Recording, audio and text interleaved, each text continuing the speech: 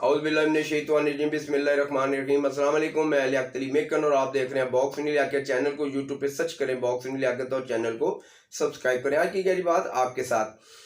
आज चांद रात है। चांद रात जो कि मुसलमानों का एक बहुत बड़ा अजीम त्यौहार है ईद का, उससे एक दिन पहले जो रात होती है उसको चांद रात कहा जाता है। और इस दिन तमाम आलम इस्लाम के मुसलमान जिन जिन ममालिक में भी होते हैं वो अपनी ख़रीदारी करते हैं, बच्चों के लिए तोहफ़े लेते हैं, अपने लिए कुछ तोहफ़े का इंतखाब करते हैं।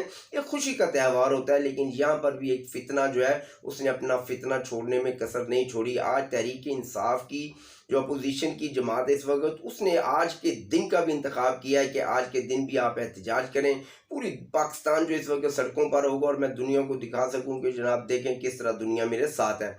खुदारा खान साहब, आप होश के नाखुन लें। आप कौम को जिस तरफ लेके जा रहे हैं वो एक अनारकी की तरफ है और तारीख कभी भी आपको माफ़ नहीं करेगी। कम से कम ऐसे जो त्यौहार होते हैं, ऐसे जो दिन होते हैं, उनका चुनाव आप बिल्कुल भी ना करें।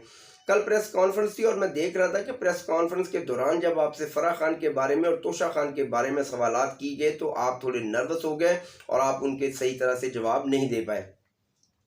मीर जाफ़र और मीर सादिक की आप बहुत ज़्यादा बात करते हैं। आज मीर जाफ़र और मीर सादिक की जो डेफिनेशन वो मैं थोड़ी सी समझाने की कोशिश करूँगा।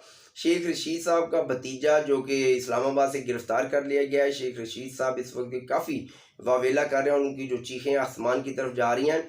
लेकिन शेख साहब यही होता है मकाफ़ात अमल, जब आप किसी के साथ ज़्यादती करते हैं, किसी को आप बेजा दरेग आप उसको दबाने की कोशिश करते हैं तो फिर वक्त आने के साथ वो भी अपना असर रसूख इस्तेमाल करता है। ताहिर शरीफ़ी साहब ने बड़ा ही अच्छा बयान दिया। मदीने की रियासत में मदीने की ज़मीन पर जो वाक़या हुआ उसकी उन्होंने पुरज़ोर मज़म्मत की और उन्होंने कहा कि इमरान खान के जो अल्फाज थे उनको लेकर मुझे दुख है। इमरान खान ने अभी तक एक दफ़ा भी ये नहीं कहा कि वो जो वाक़या हुआ है वो गलत हुआ है। वो ये कहते रहे कि हम तो उस दिन 27वीं रात को दुआ में मसरूफ़ थे। उन्होंने ये नहीं कहा कि वहाँ पर कि ये जो मामला हुआ है ये नहीं होना चाहिए था, इससे आलम इस्लाम की बेइज्जती हुई है। आप मीर जाफ़र और मीर सादिक की बहुत ज़्यादा बात करते हैं। मीर जाफ़र और मीर सादिक की डेफिनेशन का शायद आपको नहीं पता। मीर जाफ़र और मीर सादिक वो थे जिन्होंने छुप कर वार किया। आपके खिलाफ छुप कर अभी तक किसने वार किया? आपके खिलाफ तो जो अपने थे वो भी खुलकर सामने आए और जो अपोजिशन के लीडरान थे वो भी खुलकर सामने आए। अच्छा, जो मीर जाफ़र और मीर सादिक कहते हैं कि उसमें जरदारी, नवाज शरीफ या मौलाना फजल रहमान तो बिल्कुल भी नहीं आते। ज़ाहिर बात है वो आपके मुखालिफ थे। अब आप मीर जाफ़र और मीर सादिक जिनको कह रहे हैं, आप कह रहे हैं जहांगीर तरीन खान साहब को और अलीम खान को कि इन्होंने मिलकर मेरी हुकूमत गिराई। तो मैं ये आपसे पूछना चाहता हूँ, तहरीक इंसाफ के दोस्तों से पूछना चाहता हूँ कि क्या तहरीक इंसाफ के ये लोग मियाँ अब्दुल अलीम खान और जहांगीर तरीन खान साहब क्या इन्होंने छुप कर वार किया? इन्होंने तो खुलकर सामने आए और खुलकर आपकी मुखालफत की। मीर जाफ़र उसको कहा जाता है जब आप किसी इंसान को इस्तेमाल करते हैं, उसे ये वादा करते हैं, उसे ये लारा देते हैं कि तुम आइंदा मेरे पंजाब के वज़ीर आला होगे और आप इसी बिस्नम पर उससे करोड़ों रुपए जो हथियार लेते हैं और करोड़ों रुपए अपनी तशहीर पर भी उससे लगवाते हैं। लेकिन जब बात आती है उसको वज़ीर आला बनाने की तो फिर आप उसको नैब के आगे अरेस्ट करवाते हैं, नैब से उसे तंग करवाते हैं और बाज़ाहिर ये आप शो कर रहे होते हैं कि जनाब ये जो है सारा मामला तो नैब का है, मेरा इस पर कोई हाथ नहीं है। इसको कहते हैं मीर जाफ़र और मीर सादिक। आपने अपनी पार्टी के अंदर जो आपके वफादार लोग थे आपने उनके साथ मीर जाफ़र और मीर सादिक का किरदार अदा किया। अगर ऐसा नहीं है तो मुझे बताएं कि क्या मैं बात गलत कर रहा हूँ। मीर जाफ़र वो नहीं होता जो खुलकर सामने आता है, मीर जाफ़र वो होता है जो छुप कर वार करता है। फराह खान का आप कहते हैं जी फराह खान से तो मेरा कोई ताल्लुक नहीं है और कल आप फराह खान को डिफेंड कर रहे थे। आप कहते हैं जी वो तो कोई स्टेक होल्डर नहीं है, उसके पास तो कोई सरकारी ओहदा नहीं है, तो उस पर नैब किस तरह से तहकीकात कर सकता है? तो क्या नैब उसके खिलाफ तहकीकात कर सकता था? आपके दौर में जो अपने बाप की उंगली को थाम कर जेल की जानिब गई और जेल की सलाखों के पीछे जाकर बैठ गई, मैं मरियम नवाज की बात कर रहा हूँ, उसके पास कौन सा सरकारी ओहदा था? वो कौन सी पब्लिक होल्डर थी? वो भी इसी तरह थी जो इस वक्त फराह खान का मामला है। फराह खान का शोहर ज़िला कौंसिल का चेयरमैन रह चुका है गुजरांवाले का। इस बात का आपको इल्म होना चाहिए। अगर आप इसी बात पे आते हैं कि जी मरियम नवाज की जो फैमिली थी वो जो तो सियासत में थी, तो फराह खान का जो शौहर है वो भी सियासत में था। 3 सालों में उसके इतने असासे बढ़े हैं कि जिसकी मिसाल ही नहीं मिलती। उसके तमाम जो इस वक्त पाकिस्तान में उसके जितने भी असासे हैं इन 3 सालों में वो कितनी तेज़ी से बढ़े। आपसे जब सवाल किया गया जी तोशा खाना के जो तहाइफ हैं, तो आपने कहा जी एक गाड़ी है जो कि अभी भी गैराज में खड़ी है।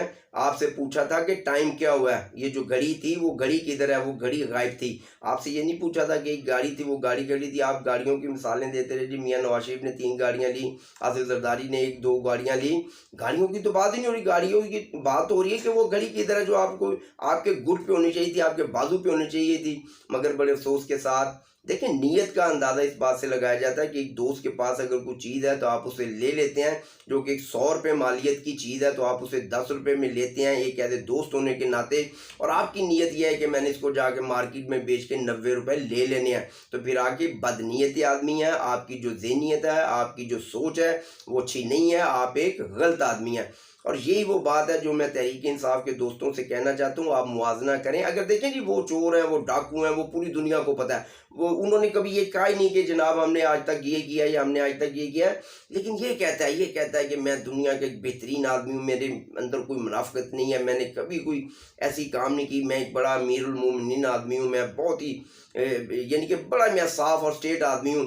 आप अच्छे खासे साफ़ और स्टेट हैं, उसके बारे में हमें पता चल गया है। आपने रियासत मदीना की जो ज़मीन है उसको भी आपने माफ़ नहीं किया। तौबा इस्तग़फ़ार, आपने वहाँ पर अपने गुंडों को और उन ऐसे गलीज़ लोगों को भेजा जहाँ पर मेरे नबी पाक का रोज़ा मुबारक है, जहाँ पर किसी परिंदे को भी ऊंची आवाज़ करने की ज़रूरत नहीं होती। वहाँ पर आपके शैतानों ने पता नहीं किस तरह से वहाँ पर दाखिल हुए और अपनी शैतानियत दिखाई, और मेरा अल्लाह उनके चेहरे भी बेनकाब करेगा और तुम्हारा भी जो असल चेहरा है वो कौम के सामने इंशाल्लाह बेनकाब होगा। मैं ताहिर शरीफी साहब को बिल्कुल मुबारकबाद पेश करूँगा, उन्होंने बड़े सख्त अल्फाज में इसकी मजम्मत की है। मैं फिर कहता हूँ कि मीर जाफ़र उसको कहते हैं जो छुप के वार करता है, और तुमने सारी ज़िंदगी हमेशा छुप के वार किए। तुम्हारे जितने भी दुश्मन हैं, खुशकिस्मती समझो या बदकिस्मती समझो, वो सब तुम्हारे सामने आकर वार करते हैं। तुमने अपने इदारों को अगर इस्तेमाल किया तो तुमने छुप कर उन पर वार किया। तुमने अगर पाकिस्तान के जो सियासतदान थे उनको इस्तेमाल किया तो फिर तुमने छुप कर उन पर वार किया, क्योंकि तुम में अखलाकी ये जरूरत ही नहीं है कि तुम किसी का सामना कर सको। मेरी बात समझ आए तो मेरी बात को शेयर ज़रूर करें। मैं बिल्कुल इमरान खान के बिल्कुल खुल के उसकी मुखालफत कर रहा हूँ और मैं करता रहूँगा, क्योंकि मुझे उसका चेहरा बड़ा वाज़िया नज़र आ गया है और बड़ी जल्दी इस कौम को उसका चेहरा नज़र आ जाएगा। और इमरान खान उस टाइम से डरे जब इस कौम को उसका असल चेहरा नज़र आएगा, तो शायद इसके चेहरे को वो फिर नोच डालें, क्योंकि ये बंदा इसी काबिल है। हालांकि मैंने ज़िंदगी में कभी सख्त अल्फाज इस्तेमाल नहीं की, लेकिन इसकी जादूगरी आप देखें कि इसने किस तरह हम लोगों को तैश में ले आया है। असल इसका मकसद यही था कि मैं हम लोगों को जिसके खिलाफ हैं वो भी तैश में आए और जो लोग इसके साथ खड़े हैं वो भी तैश में आए, और इसमें वो कामयाब हो गया। पाकिस्तान जिंदाबाद, मेरे इदारे पाइंदाबाद। अस्सलाम वालेकुम।